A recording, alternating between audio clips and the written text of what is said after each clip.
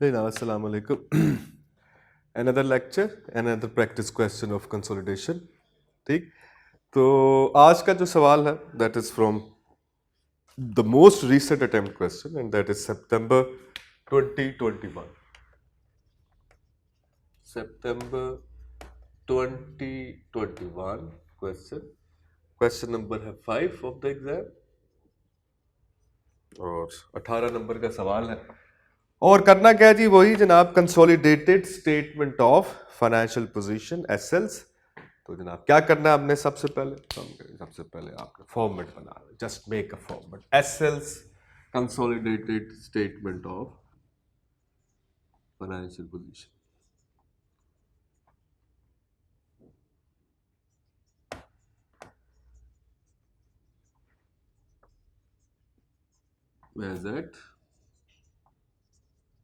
As at 30 June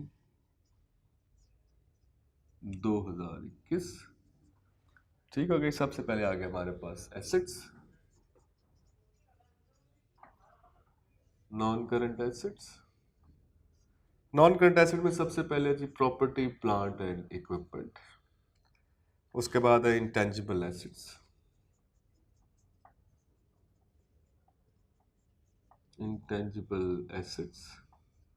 then है जी investment in Anbara limited.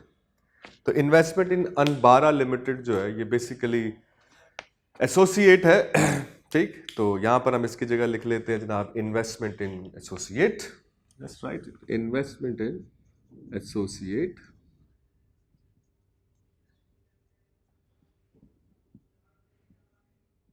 Investment in associate, ठीक हो गया जी, number 1।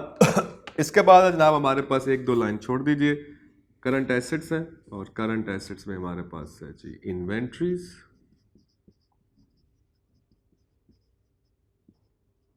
And then we have other current assets.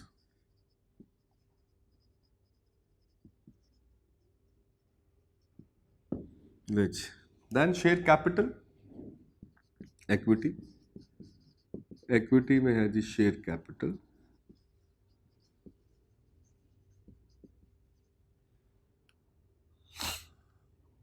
कितने का जनाब, it is parent 2500। Then we have share premium and that's it, 1040। then we have group retained earnings naturally, and then we have NCI, non controlling interest। इसके बाद दोनों working होगी liabilities, और liabilities में हमारे पास है जनाब पेरेंट की लाइबिलिटीज, दैट इज 1320। लीज, अब जनाब हम अगर देखें तो दो कंपनीज की बैलेंस शीट है, एसएल और KL, where SL is the parent and KL is the subsidiary, where the parent company ने 1 अक्टूबर 2020, यानी कि आप रिपोर्टिंग डेट देखें तो क्या आ रही है 30 जून 2021, और 1 अक्टूबर 2020 का मतलब है कोई 9 मंथ्स पहले सब्सिडरी एक्वायर की और 80% एक्वायर कर ले। इसका मतलब 20% इसमें एनसीआई है। ठीक, तो क्या कर लें, सबसे पहले हम जनाब summary of net asset open कर लेते हैं सब्सिडरी की, जैसे जैसे फिगर्स आती जाए तो हम उसे लिखते जाए। समरी ऑफ नेट एसेट्स किसकी है जनाब, it is about KL subsidiary at acquisition and at reporting date. Rupees are in million. कहते ही सब्सिडरी एक्वायर कर ली आपने 80%, तो इसका शेयर कैपिटल है सब्सिडरी का, उसको लिख लें अपने पास 1000, और इसका शेयर प्रीमियम कोई नहीं है। इसके बाद है जी रिटेन्ड अर्निंग्स। तो जनाब रिटेन्ड अर्निंग्स जो है वो देख लेंगे जी, एट एक्विजिशन कितनी है, लेकिन एट रिपोर्टिंग डेट हमें पता है लग गया है, दैट इज 1200। एडिशनल इंफॉर्मेशन में चलते हैं और पता चल गया जी केएल सब्सिडरी है, तो लाइन आइटम्स भी ऐड कर लें। Property plant and equipment parent की है 2390 प्लस 1210। इंटेंजिबल एसेट्स हैं पेरेंट के 525, सब्सिडरी के हैं 135। इन्वेस्टमेंट इन एसोसिएट की फिगर हम कैलकुलेट करेंगे। इन्वेंट्रीज की फिगर है 1200 प्लस 600 और अदर नेट एसेट्स हैं 1485 प्लस 445। ये जनाब आ गया हमारे पास। शेयर कैपिटल हमने पेरेंट का लिख लिया, सब्सिडरी का पेरेंट का share premium, group retain earning की हमने वर्किंग करनी है। एनसीआई लाइबिलिटीज पेरेंट की हैं 1320, सब्सिडरी की हैं 190। ले जी ये लाइन एडिशन हमारे पास आ गया। Now start reading the question, और जैसे जैसे एडजस्टमेंट्स आपकी हिट करती हैं चीज़ों को वैसे वैसे लिखते जाएं। Question is going to be solved automatically, जो मैं आपको हमेशा से बताता हूँ। क्या कह रहा है जी, 1 October 2020 SL acquired 80% holding in KL through share exchange of 1 share in SL for every share in KL. ठीक हो गया जी। अब आप देखें इन्वेस्टमेंट इन अनबारा लिमिटेड तो हमें नजर आ रही है पेरेंट की बैलेंस शीट में, लेकिन इन्वेस्टमेंट इन केएल की फिगर कोई हमें नजर नहीं आ रही। इसका मतलब ये रिकॉर्डेड नहीं है, और ये सारी की सारी जो एक्विजिशन हुई है वो शेयर एक्सचेंज से हुई है। और कैसे हुई है? Through share exchange of 1 share in SL for every 1 share in KL. तो जितने शेयर आपने केएल के खरीदे उतने ही शेयर आपने एसएल के दे देने हैं। ठीक। At acquisition date the KL's retained earning were 1000। तो यहां पर लिख लीजिए 1000। जिस दिन एक्वायर किया उस दिन इसकी रिटेन्ड अर्निंग थी 1000। और परचेज कंसिडरेशन जो है तो उसको हम लिख लेते हैं जनाब गुडविल में। जैसे हमें पता है जी हमारी जो गुडविल की कैलकुलेशन होती है इन सब्सिडरी, उसमें हमारे पास जो फिगर आनी है परचेज कंसिडरेशन की वो उधर जानी। So write down the purchase consideration, और ये शेयर एक्सचेंज और हर एक शेयर की अगेंस्ट एक शेयर, और सब्सिडरी के टोटल शेयर है 1000 और इसकी फेस वैल्यू है 10। तो इसका मतलब ये हो गया 100 मिलियन। 100 मिलियन शेयर का 80% शेयर आपने ले लिए इनटू 0.8। इसका मतलब है 80 मिलियन शेयर लिए सब्सिडरी के, और 80 मिलियन शेयर ही पेरेंट के इशू किए, और जिसकी मार्केट वैल्यू है 25। एसएल के शेयर की मार्केट वैल्यू है 25। तो आपने 80% शेयर, सब्सिडरी का share capital 100 million multiply by 80, it means 80 million number of shares आपने बाय किए, मल्टीप्लाई बाय 25 कर रहा हूं क्योंकि हर एक शेयर के अगेंस्ट सब्सिडरी के एक शेयर पेरेंट का है। इसका मतलब 80 मिलियन शेयर ही पेरेंट के इश्यू होंगे, मल्टीप्लाई विद ₹25। शेयर की मार्केट वैल्यू है 25, तो हमने इसको मल्टीप्लाई कर देना 80 इंटू 25। तो 80 इंटू 25 अगर हम कर दें तो हमारे पास क्या आता है जनाब 80 इंटू 25, ये हमारे पास आ गया जनाब 2000। इसका मतलब है 2000 जो है वो आ गया शेयर एक्सचेंज। अच्छा जी, अब चूंकि ये रिकॉर्डेड नहीं है, share issue by SL have not been recorded in the books, तो ये रिकॉर्ड ही नहीं किए हुए थे। अब आप रिकॉर्ड कर लें। Investment in KL debit to share capital, कितने शेयर इशू किए हमने शेयर इशू किए 80 मिलियन, 80 मिलियन। ठीक हो गया। 80 मिलियन को मल्टीप्लाई कर दें विद फेस वैल्यू, तो कितने हो गए जनाब 10 की फेस वैल्यू है, तो ये बन गया 800। ठीक। इसका मतलब बाकी 1200 जो है वो शेयर प्रीमियम। टोटल कितना हमने निकाली वैल्यू 80 इंटू 25, 2000 आती है शेयर की मार्केट वैल्यू। तो इसमें से फेस वैल्यू 800 है, इधर से ये डेबिट है, ये मैंने यहाँ पे क्रेडिट लिख दिया, और बाकी over and above 2000 minus 800 share premium पे क्रेडिट। 800 जमा 1200, डेबिट क्रेडिट पूरा हो गया, इन्वेस्टमेंट रिकॉर्ड हो गई, पहली एडजस्टमेंट जस्ट गोन बाय। और इसमें सब्सिडरी के शेयर की भी मार्केट वैल्यू गिवन है, दैट इज 23।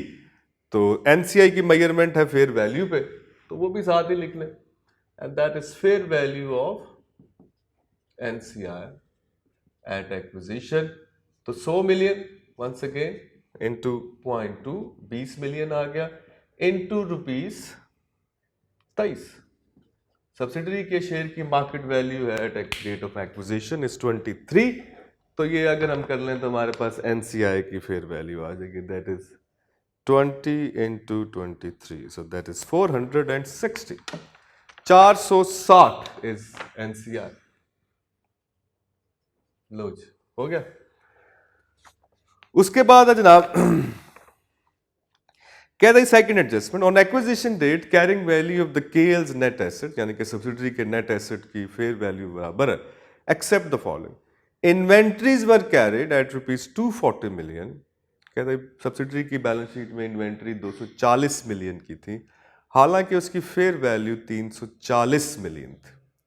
इसका मतलब 100 मिलियन का इंक्रीज आ गया किस में? Inventories. Fair value adjustment inventories कितने का इंक्रीज आ गया? 100 मिलियन एट एक्विजिशन 100 मिलियन से प्लस हो गया। ठीक, अब वो कहते हैं रिपोर्टिंग डेट पे 60% of these were sold during the year ended. इसका मतलब 40% बची हुई, 60% तो बिक गई, बाकी 40% उसकी फेयर वैल्यू कितनी है जनाब? 40। इधर प्लस कर देंगे हम 40 और इन्वेंट्रीज को यहां पर चूंकि 40% पड़ी है तो उसकी फेयर वैल्यू 40, बाकी 60 तो बिक गई। तो वो पोस्ट एक्विजिशन प्रॉफिट में उसका फैक्ट ऑटोमेटिकली जो है वो हमने इसमें आया होगा, जब वो इसमें बिका होगा तो इधर आया होगा, वो इससे ऑफसेट हो जाएगा क्योंकि ये एक्विजिशन 60 का फर्क जो है वो पड़ जाएगा, क्योंकि जो रिपोर्टिंग डेट पे बची है वो है 40 इन्वेंट्री और एक्विजिशन पे 100, तो जो बिक गई बाद में दैट इज 60। सही हो गया। तो हमारे पास 60 का जो है वो that is the story around plus 40। जो बिक गया उसको आप इग्नोर कर दें, बाकी बच गया 40। तो 40 से हमने इन्वेंटरी को इंक्रीज कर दिया, 40-60% जो है वो it has been sold out. अगर ये सारी बिक गई होती तो मैं यहाँ पे कुछ भी ना लिखता। ठीक, so it remains the 40 is still we have the 40 million of the inventory जिसकी वैल्यू अभी, सो दैट्स एन एडजस्टमेंट और यहाँ पर आपने 40 जो है वो लिख लेना। सही हो गया। 60% हैज बीन रियलाइज्ड, तो बिक गया। इसके बाद land was carried at nil value and had a fair value of 50 million. कहते जी लैंड थी उसकी फेयर वैल्यू 50 मिलियन है, तो 0 पे रिकॉर्डेड थी, 50 पे कर लें लैंड 50। लो इंक्रीज रिकॉर्ड हो गया 50-50 का। कहते the land was allotted unconditionally to KL by the government. Subsidiary को गवर्नमेंट ने लैंड दी थी फ्री ऑफ कॉस्ट और उस वक्त उसकी वैल्यू 40 थी, लेकिन हमने एट एक्विजिशन में ही लेनी है और वो है 50, तो हमने 50 यहाँ पे ऐड कर दिया, 50 यहाँ पे ऐड कर दिया। चलेंगे, दोनों एडजस्टमेंट हो गई। ठीक, इसके बाद जनाब on 1 January 2021 SL disposed of a software licence to KL for ₹120 million. कहते जनवरी यानी कि 6 महीने पहले, तो 120 million. Its carrying value and remaining life at that date was 90 million and 3 years respectively. तो क्या करें जी, इंट्रा ग्रुप ट्रांसफर हो गई सॉफ्टवेयर की, तो यहाँ पे कर लेते हैं जनाब इंट्रा ग्रुप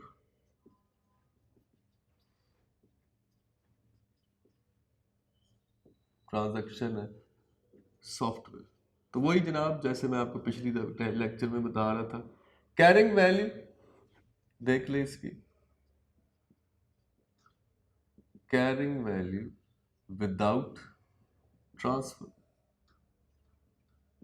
अगर ये ट्रांसफर ना होता तो इसकी कैरिंग वैल्यू क्या होती? And the carrying value with transfer. और अब इसकी क्या आ रही है कैरिंग वैल्यू, दोनों का जो फर्क है उससे आप इसको रिवर्स कर दे। ले जाओ कैरिंग वैल्यू विदाउट ट्रांसफर अगर होता तो 90 मिलियन था इसकी value at the date of transfer, 90 million, और 3 साल इसकी लाइफ रहती थी, और ये 6 महीने पहले की बात है, 1 जनवरी 2021, तो हम खड़े हैं 30 जून पे, तो 6 महीने की अमोर्टाइजेशन अगर हम और डाल लें तो पर ईयर आती है 30, 15, तो 90 माइनस 15, तो 19 में से अगर हम 15 माइनस करते हैं तो ये कितना बन गया 75। तो कैरिंग वैल्यू इसकी आनी थी 75 अगर ये ट्रांसफर ना होता। अब ये ट्रांसफर हुआ है जनाब कोई 120 मिलियन पे, और 3 साल इसकी ज़ाहिर डेप्रिसिएशन आएगी पर ईयर कितनी आ गई 40, और हाफ ईयरली आ गई कितनी 20। इसका मतलब है विद ट्रांसफर जो है इसकी कैरिंग वैल्यू आएगी 120 माइनस 20 विच इज 100। इसका मतलब ये कितने से ओवरस्टेटेड है? It is being overstated by 25। That is, the 25 is the amount of reversal that we need to incorporate in the group financial statement. तो सॉफ्टवेयर इंटेंजिबल में पड़ा होगा, 25 यहां से माइनस कर दें 25। तो किसने बेचा था? पेरेंट ने बेचा था। ठीक, it is the parent who disposed of. तो हम एक और वर्किंग ओपन कर लेंगे अपनी ग्रुप रिटेनर। ग्रुप रिटेन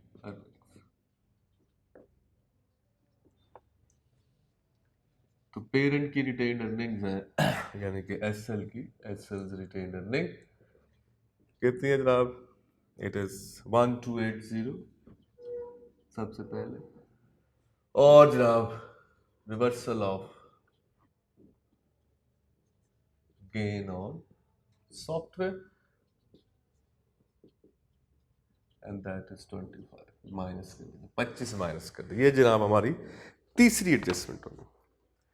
उसके बाद आगे जनाब चौथी adjustment, due to temporary adverse economic condition and impairment test carried out on 30th June 2021 indicated that the goodwill has been impaired by rupees 60 million। जो goodwill पे इम्पेयरमेंट लॉस आ गया और हम फेयर वैल्यू पे एनसीआई को major करते हैं। इसका मतलब है कि अगर आप अगली एडजस्टमेंट्स पढ़ लें तो देख लें is there any adjustment relating to KL. तो हम देखते हैं जनाब एडजस्टमेंट नंबर 5 भी एएल से रिलेट करती है जो कि एसोसिएट है, नंबर 6 भी एएल से रिलेट करती है, 7 भी एएल से रिलेट करती है, और 8th भी एएल से रिलेट करती है। इसका मतलब है सब्सिडरी से आगे कोई एडजस्टमेंट नहीं है। So we can close the subsidiary. तो सब्सिडरी को आप क्लोज कर लें, इसका टोटल कर लें, गुडविल निकल आएगी, और फिर इसकी इम्पेयरमेंट की एंट्री कर लेंगे, इसका भी टोटल कर लें। तो 1000 जमा 2000, 2150 is the net asset eight acquisition. ये बन के जनाब 2200 जमा 90, ये बन के 2290, 2290। अब इन दोनों का डिफरेंस ले लें, just take the difference.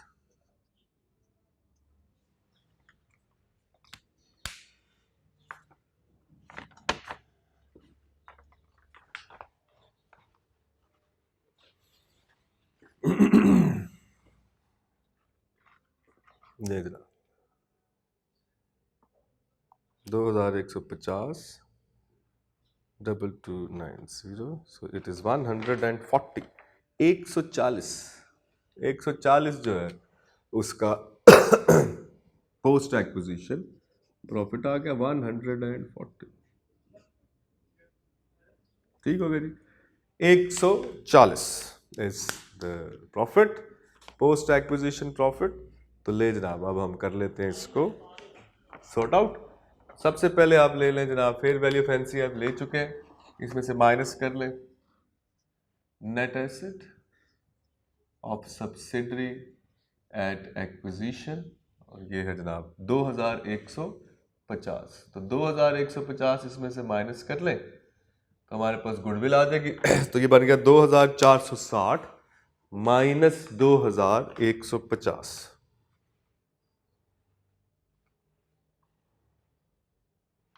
Minus 2150।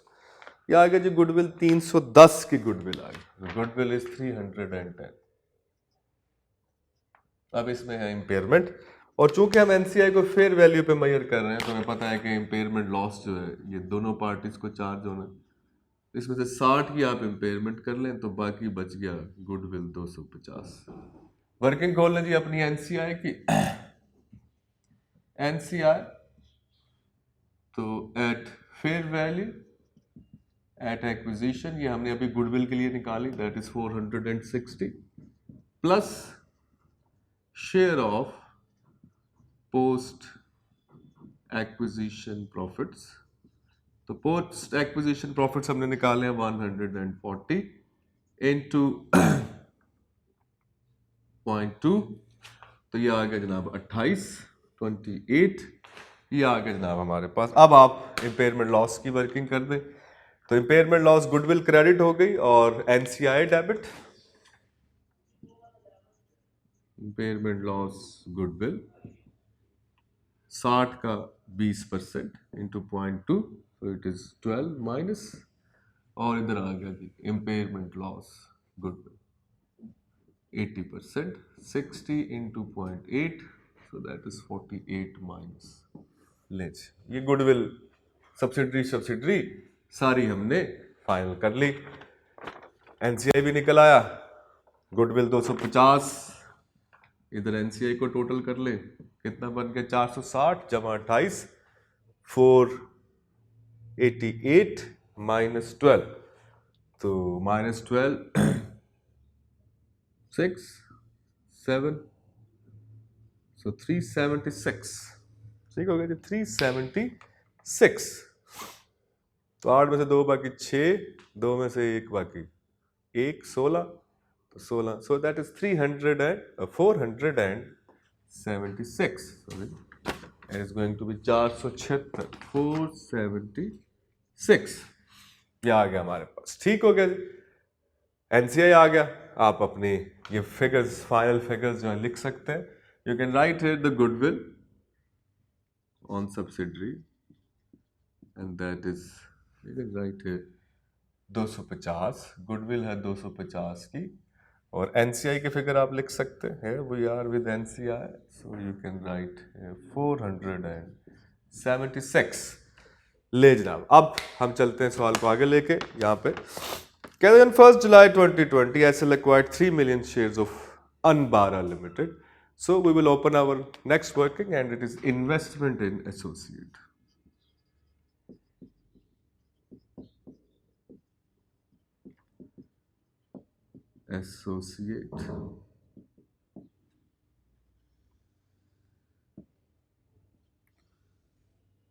Investment in associate, ठीक हो गया। So investment in Anbara Limited at cost, that is 540. So investment in associate, purchase consideration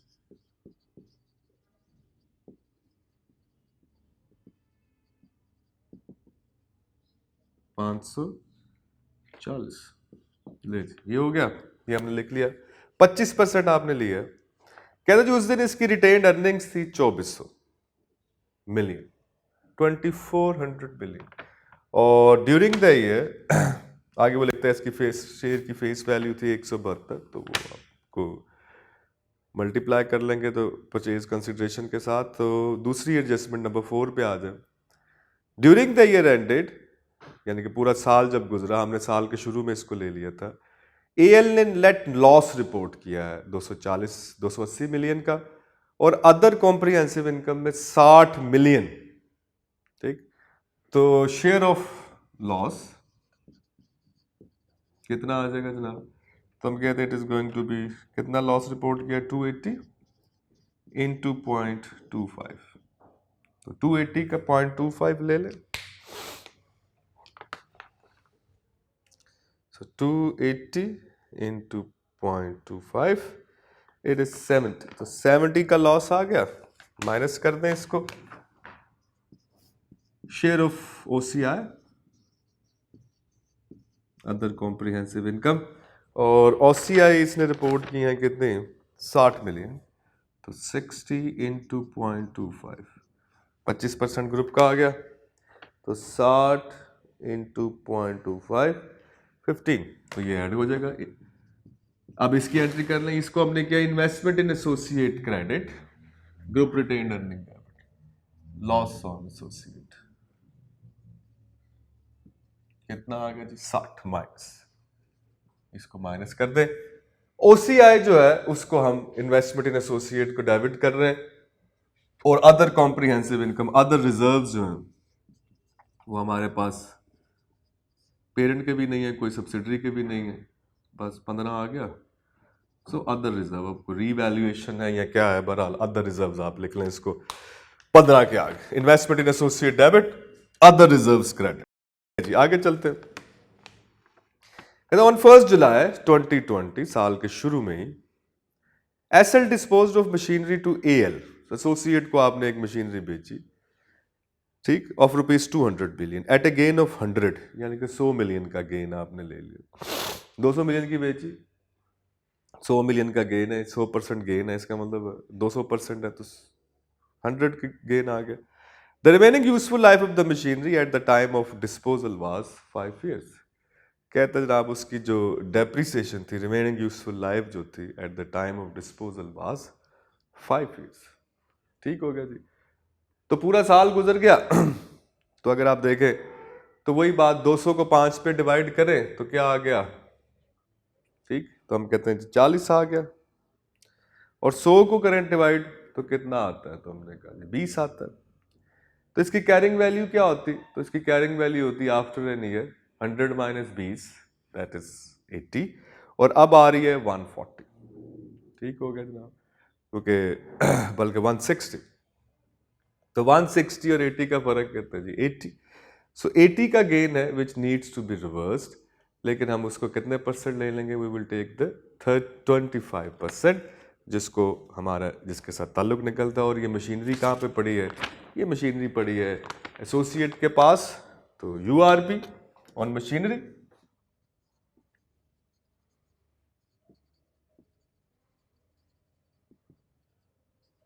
URP on machinery कितना जनाब, तो हम कहते हैं जनाब स्टोरी वही वाली अगर आप इसको करना चाहें तो carrying value without transfer,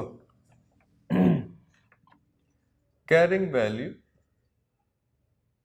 without transfer, अगर ये ट्रांसफर ना हुई होती तो कैरिंग वैल्यूज क्या आनी थी, 100 - 20 दैट इज 80, और कैरिंग वैल्यू विद ट्रांसफर कितनी आ रही है, दैट इज 160। तो ये कितने का ओवरस्टेटेड है, 80 से, ठीक, दिस इज ओवरस्टेटेड बाय 80, और 80 का कितने %, 0.25, हमारे था 25% है तो ये बन गया 20। ठीक, तो 20 यहां से हम क्या कर देंगे, investment in associate credit, investment in associate credit, group retained earning debit, associate कितने से जी, 20 माइनस, लो 20 माइनस, ले। उसके बाद an impairment test carried out at year end has indicated that the investment in AL has been impaired by rupees 130 million. So impairment loss on associate आ गया, ये भी entry आ गई जनाब, कितने से लॉस आ गया, 130। इसको परसेंटेज लेने की जरूरत नहीं है, क्योंकि वो कह रहा है कि जो हमारी इन्वेस्टमेंट इन एसोसिएट है वो 130 से इंपेयर कर गई, तो इसका 25% नहीं लेना आपने। Investment in associate credit, group retained earnings debit, impairment loss on associate कितने से, 130 माइनस, लो जी, that's it, yes that's it, खत्म। अब आप इन दो फिगर्स को टोटल कर लें, इन्वेस्टमेंट इन एसोसिएट का टोटल क्या आ रहा है ये कर लें, और ग्रुप रिटेन्ड अर्निंग्स का टोटल क्या ये कर लें, just do it, that's question is going to be finished.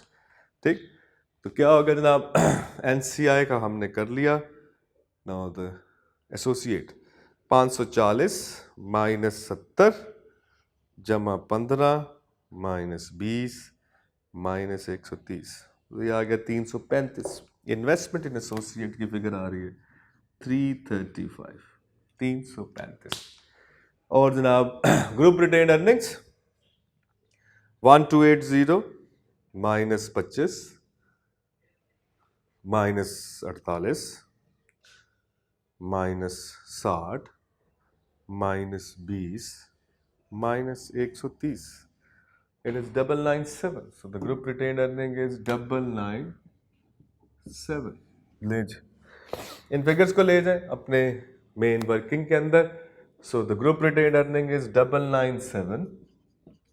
Investment in associate is 335.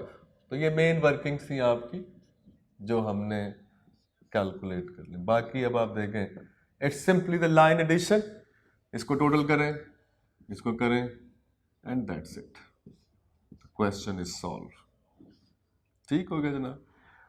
सो ये हमारे पास जो है ये टोटल रीसेंट अटेम्प्ट का सवाल बनता है, इसका टोटल कर लीजिएगा, बैलेंस शीट को इक्वल कर लीजिएगा, that is the marks 18 marks and it should have been done in 20 to 25 minutes. ठीक, आप देखें अभी मैं आपको सवाल करवा रहा था तो it takes just 40 minutes and I am still speaking with you, मतलब आपको समझा भी रहा हूँ साथ साथ, but still we manage to complete it in just 40 minutes.